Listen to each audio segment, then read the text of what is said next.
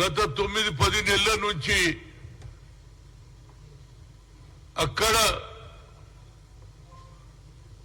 అవాంఛనీయ సంఘటనలు జరుగుతుంది. ఇప్పటికి ఒక 100 మంది దానికా చనిపోవడం జరిగింది. లా అండ్ ఆర్డర్ లేదు, మహిళలకు రక్షణ లేదు.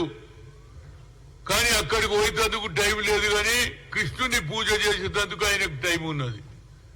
ఇంకో పక్క ఈ సంకల్ప యాత్ర అని బీజేపీ పెడితే కేంద్రం నుంచి మంత్రులు రావడం, అశ్విని కుమార్ చౌబే నోటికొచ్చినట్టు మాట్లాడడం. ఏందైనా భాష? రాహుల్ గాంధీ అట్ట పప్పు అట, రేవంత్ రెడ్డి అట్ట డప్పు అట. ఏం భాషరా బాబు? ఇక కొన్ని రోజులలోనే రాహుల్ గాంధీ జైలుకు పోతాడట. ఏం పాపం చేసిండని, ఏం మర్డర్ చేసిండని ఆయన జైలుకు పోతాడురా బాబు? అసలు మీరు ఏం చేసిండ్రని నేను అడుగుతున్నా. ఈ భారతదేశంలో 10 ఏళ్లలో ఇచ్చిన ఒక్క వాగ్దానం కూడా పూర్తి చేయలే. 2 కోట్ల ఉద్యోగాలు ఇవ్వలే. అదేవిధంగా పబ్లిక్ సెక్టర్లను ప్రైవేట్ చేయడం, డిమానిటైజేషన్ చేసి పేద ప్రజలలో నోట్ల మట్టి కొట్టారు. బ్లాక్ మనీ తెచ్చి 15 లక్షలు జమ చేస్తున్నారు. దాని గురించి లేక అది చెప్పకుండా ఇంకా సంకల్ప యాత్ర. ఈ సంకల్ప యాత్ర ఏముద్ధరించిందని తిరుగుతున్నా నాకు అర్థమైతే లేదు.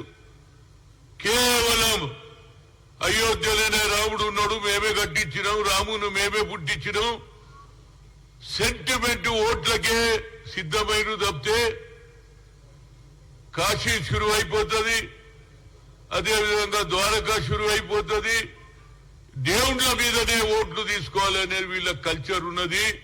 ఈ భాష, ఈ ఆలోచన వచ్చే ఎన్నికల్లో తప్పనిసరిగా అభివృద్ధి లేనే లేదు.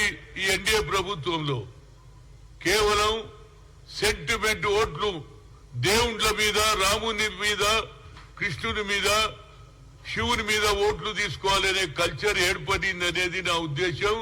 దీనికి వచ్చే ఎన్నికల్లో, పార్లమెంట్ ఎన్నికల్లో ప్రజలు సరి అయిన బుద్ధి చెప్తారనేది నా ఉద్దేశం. భాష మార్చుకోండి. పప్పు ఆట, ఇంకోటి తబలా కొడతాడా? మీరేం కొడతారా బాబు? మీరు జోక్తారా? ఏది కూరగాయల దుకాణాల లెక్క జోక్తారా అని అడుగుతున్నా. ఏదైనా దీన్ని నేను ఖండిస్తున్నా. ఇప్పటికన్నా ప్రధానమంత్రిని కోరేది ఒకసారి మణిపూర్ ఒమ్మంటూ అడుగుతున్నా. ప్రజలు ఏ విధంగా ఉంటున్నారో తెలుసుకుంటున్నా. దానికి మా రాహుల్ గాంధీ గారు కన్యాకుమారి నుంచి కశ్మీర్ తిరిగాడు. ఇప్పుడు న్యాయయాత్ర చేస్తుండు. ప్రజలకు న్యాయం దొరకాలని న్యాయయాత్ర చేస్తే ఆయనను కూడా గుళ్ళలకు రాణిస్తలేరు. గుడి ఇలా అయ్య జాగిరి ఆరాబోయి దేవుడు అనేవాడు అందరికి ఒకటే. దేవుడు కూడా పరిశాన్ ఉన్నాడు. ఆయన కృష్ణుడు కూడా అనుకోవచ్చారేమో వీళ్ళు మానవ సేవ చేయమంటే మానవులు విడిచిపెట్టి నా సేవ చేస్తున్నారేమో. ఆడ ప్రజలు ఇబ్బంది పడుతున్నారు. మహిళలను రోడ్డు మీద నడిపిస్తున్నారు. మానభంగాలు జరుగుతున్నాయి, హత్యలు జరుగుతున్నాయి. అక్కడికి పోయేందుకు ఒక్కసారి కూడా వీరికి ఆలోచన లేదనేది నా ఉద్దేశం. తప్పనిసరిగా వచ్చే ఎన్నికల్లో ప్రజలు ఇప్పటికే ఇవాళ రాహుల్ గాంధీ గారి ఆలోచన ఏదైతే కన్యాకుమారి నుంచి కశ్మీర్ దగ్గర తిరిగిన తర్వాత ఆయనకు ఒక ఆలోచన వచ్చింది. రైతుల సమస్య, నిరుద్యోగుల సమస్య, అట్టడుగున ప్రజల సమస్య తెలుసుకొని we come to the power, wheel conduct caste wise census అంటాడా లేదా? అది ఇక్కడ ఇంప్లిమెంట్ అవుతుంది. అదే రాజస్థాన్ లో గాని, మధ్యప్రదేశ్ లో గాని, ఛత్తీస్గఢ్ లో ఈ క్యాస్ట్ వైజ్ సెన్సస్ చేయడానికి వారికి ఆలోచన లేదు. గతంలో నేను ఓబీసీ ఎంపీస్ కన్వీనర్ గా 3 సార్లు కలిసిన, కానీ ఆయన క్యాస్ట్ వైజ్ సెన్సస్ చేయడు, రిజర్వేషన్ పెంచాడు, ఒక సెపరేట్ మినిస్ట్రీ చేయడు. అది కేవలం కాంగ్రెస్ తోటే సాధ్యం. ఆనాడు యూపీఏ చైర్పర్సన్ నాయకత్వంలో, మన్మోహన్ సింగ్ నాయకత్వంలో ఐఐటి, ఐఐఎంలో సుప్రీంకోర్టు కొట్టేసింది. అయినా సోనియా గాంధీ గారు, మన్మోహన్ సింగ్ చెప్పి పార్లమెంట్ లో బిల్లు పెడితే పాస్ అయింది. కాబట్టి ఇవాళ మా బీసీ పిల్లలు లక్షలాది మంది ఈనాడు జాబ్ లో చేరారు. All India institute of medical science లో డాక్టర్లు అవుతున్నారు. అదేవిధంగా ఐఐటీలో చదివి ఈనాడు ఇంజనీర్లు అవుతున్నారు. అదేవిధంగా ఏదైతే సోషల్ జస్టిస్ దాంట్లో నుంచి ఎస్సీ ఎస్టీ సెపరేట్ చేసి ఓబీసీ సెపరేట్ పార్లమెంట్ కమిటీ చేయడం అది కేవలం కాంగ్రెస్ ఒక్కటే చేయగలిగింది. కానీ మా కాంగ్రెస్ వాళ్ళు ఈ రెండుటిని కూడా ఎక్కువ ప్రచారం చేయలేదు. 6 డిక్లరేషన్ తో పాటు ఈ 2 డిక్లరేషన్ చేస్తే తప్పనిసరిగా ప్రజలకు అర్థమైతుంది. కాంగ్రెస్ ఇందిరాగాంధీ ఆలోచన, రాజీవ్ గాంధీ ఆలోచన, బడుగు బలైన వర్గాల గురించి ఆలోచన.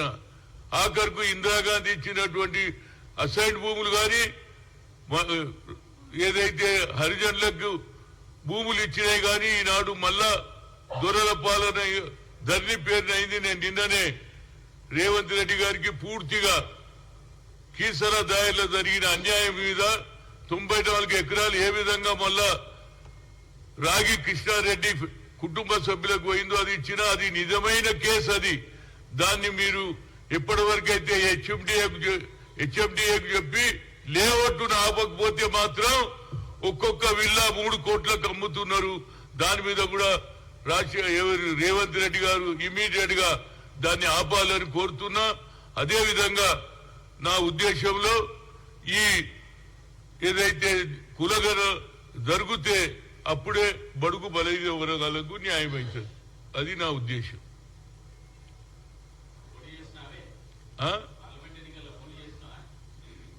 ఏమంటావు?